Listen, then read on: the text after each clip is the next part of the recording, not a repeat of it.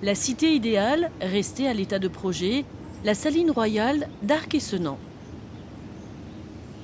Arc-et-Senans est une région située au pied des montagnes du Jura, dans le nord-est de la France.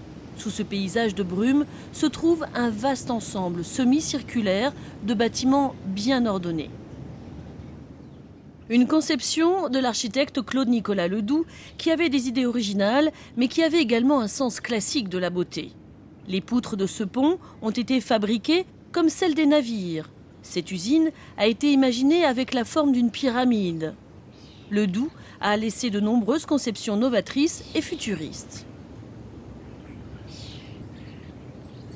La maison du directeur, un immeuble de 4 étages abritant une chapelle et un bureau administratif municipal, se trouve au centre de ce complexe.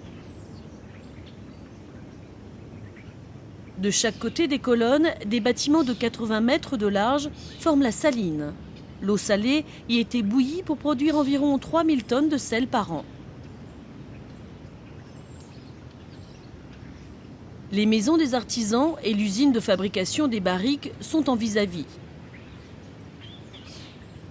La maison au portail possède une importante entrée ainsi que de nombreuses pièces fonctionnelles, notamment une boulangerie et une prison.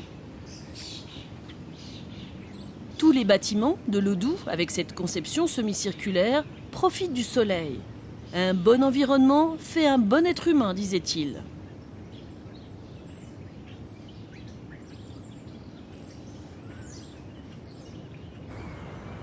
On recueillait l'eau salée dans une ville appelée Salins, à environ 20 km de là. La région autour des montagnes du Jura a été submergée par la mer il y a plusieurs centaines de millions d'années.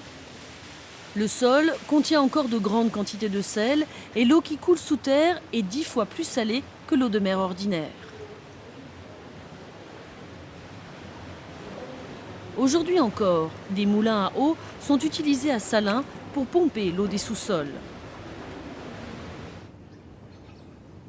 De la maison du directeur, on peut voir l'ensemble du complexe dans ses moindres recoins. Ledoux avait initialement prévu de construire des écoles et des hôpitaux dans l'autre moitié du demi-cercle pour réaliser une ville idéale à l'intérieur d'un grand cercle. Toutefois, son rêve n'est jamais devenu réalité. La Révolution française a éclaté 10 ans après l'achèvement de la saline royale et Ledoux a terminé en prison.